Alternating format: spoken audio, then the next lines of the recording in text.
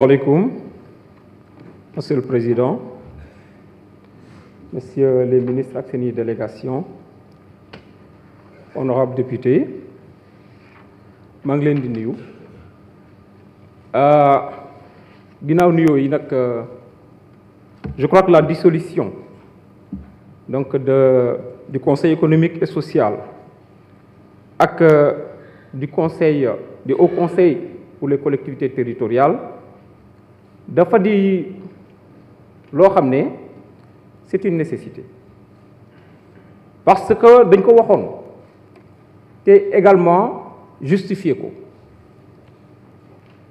te instant bi nii ñoo ngi ci loo xam ne jubal jubanti la jubal jubanti bi nag li ci topp mooy la rationalisation des ressources ñu commencé ko nag ci suñu bopp parce que boo xoolee ni gouvernement bi di doxee boo xoolee le train de vie de l'État xool les ministres ni ñuy fonctionner ak moyens yu ñu am da ngay xam ne changement am na buñ ko tegee suñu bopp nag xamal leen ne dinañ leen ko teg war ngeen ko gëm te itam incha allah tey projet de loi yi dinañ leen voter parce que la rigueur suñu bopp lañ ko commencé. Alors buñ ko supprimer buñ leen supprimer ba pare nag il faut que ñu xool nu ñuy utiliser les ressources qui étaient destinées à ces institutions-là naka lañ koy utiliser après. Moi je propose que 15 milliards yooyu noonu ñu doon utiliser par année que mu doon un fonds qui va servir à corriger les inégalités entre les collectivités territoriales parce que nag lii ma gis ci réew mi depuis les indépendances ba léegi nii dafa mel ni dafa am ay départements à part entière et des départements entièrement à part. Département de Bakel moom dafa mel ni ñun bokkuñ ci Sénégal ci biir campagne bi am na ay bërëb yoo xam ne fin nawet la woon oto mënu fa dem moto moo fay dem ci moto laa fa demee en tant que candidat parce que oto mënu fa dem xam nga ne département yooyu noonu bokkuñ ci Sénégal ndaxte monsieur le ministre bu ñu la ne woon tey na nga dem xool parce que situation am na fa octobre doo fa mën a dem et pourtant da nga fa war a mën a dem kon nag je pense que fonds boobu noonu war naa mën a tax ba yenn département yi nga xam ne dañu leen fàtte comme au conseil des collectivités territoriales fonds boo xam ne ci ay territoire la doon doxee ñu mën ko réutiliser dans le même secteur mais cette fois-ci pour corriger tax ba yenn endroit yi ñu mën a bokk ci Sénégal.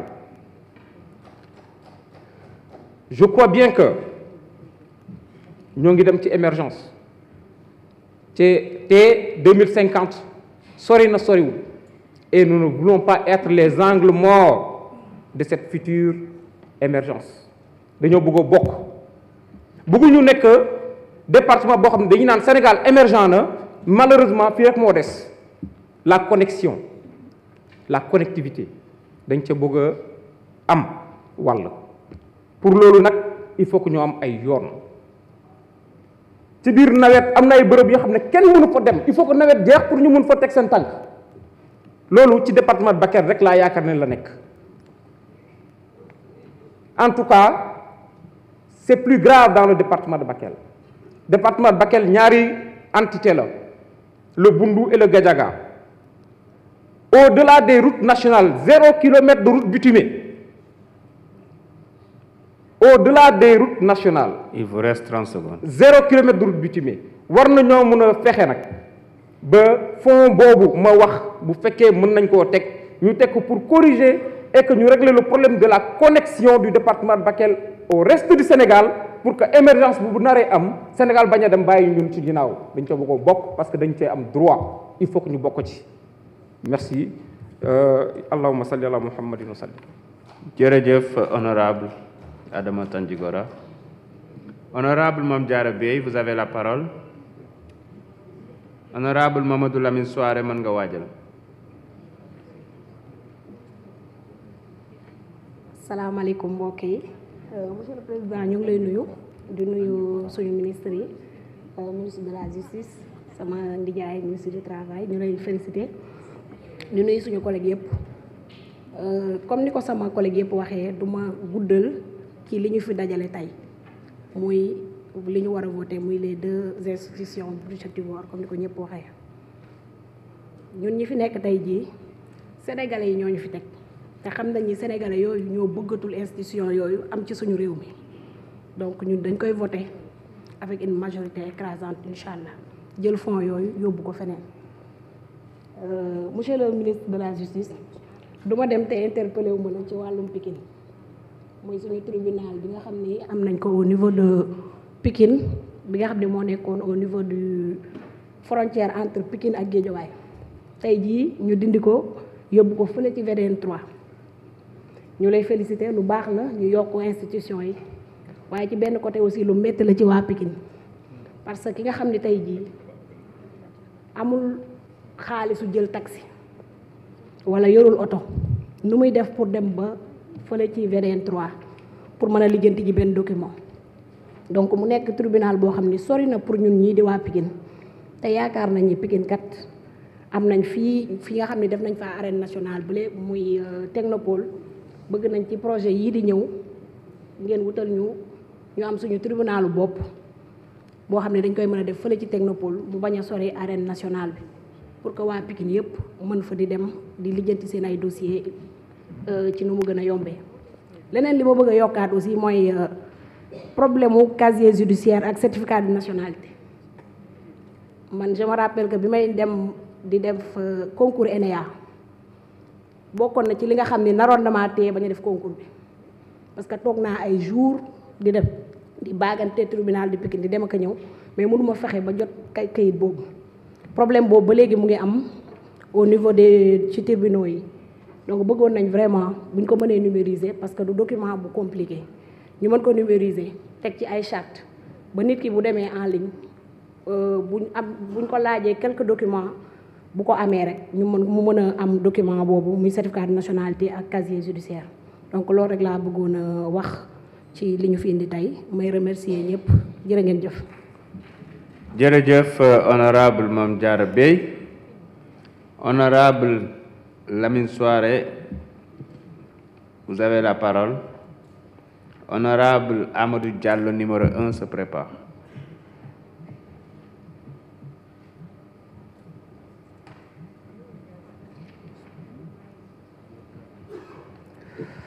Monsieur le Président, chers ministres, chers collègues, honorables députés, Monsieur le ministre, la suppression de ces deux institutions est une demande sociale.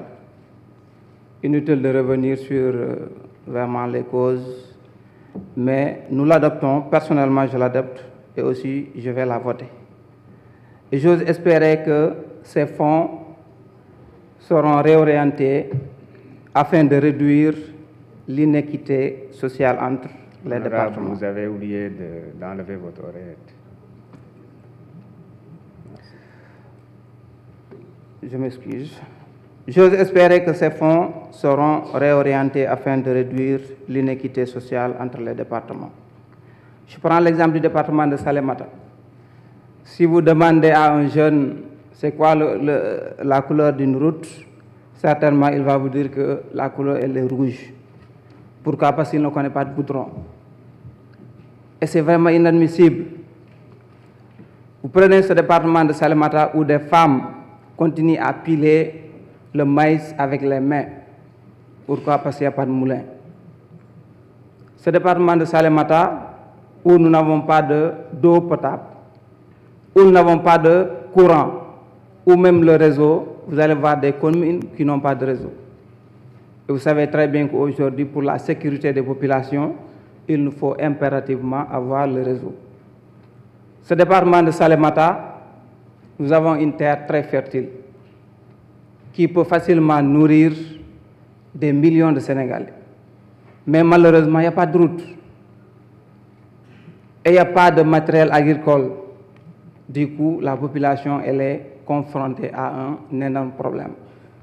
Elle a même un problème pour avoir de quoi manger. Ce qui veut dire que je pense que ces fonds pourront servir à tout ça.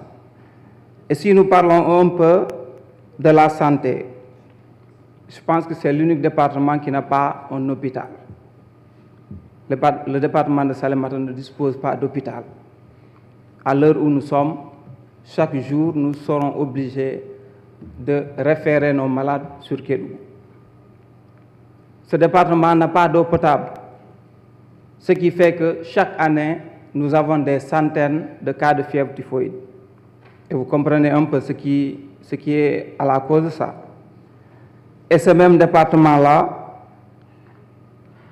nous n'avons pas, les jeunes n'ont pas d'emploi. Et la formation manque énormément. Et pourtant, nous avons des potentialités. Ce département de Salémata peut facilement profiter de la vision Sénégal 2050. Le département de Salémata peut être acteur. Parce qu'aujourd'hui, quoi qu'on puisse dire, le développement du Sénégal ne va pas se faire dans les grandes villes. Forcément, il faut aller en campagne pour pouvoir investir vraiment de telle sorte que nous allons avoir de la production. Ça va nous permettre d'abord de vivre et ensuite maintenant de pouvoir exporter. Maintenant, Monsieur le ministre, je vais vous interpeller sur deux choses. La première, c'est le tribunal de Salémata, qui est en essence, qui est en état de délabrement avancé. Malheureusement, c'est un tribunal qui a été créé récemment, mais le travail n'a pas été bien fait.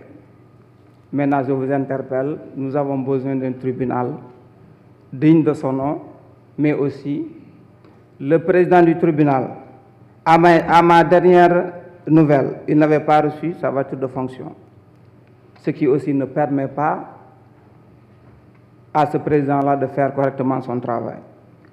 Et aussi, je vous interpelle par rapport à la commune de Oubadji, où les agents du parc Nyokolokoba ont été là-bas, ça fait moins de 3 mois. Ils ont tiré sur 3 vaches.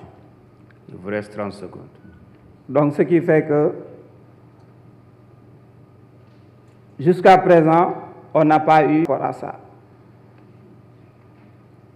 Le conservateur, il s'est permis d'aller à Salémata jusqu'à Oubadji pour menacer les jeunes qui voulaient manifester pour ça. Donc, on attend de vous vraiment une réaction par rapport à ça. Je vous remercie.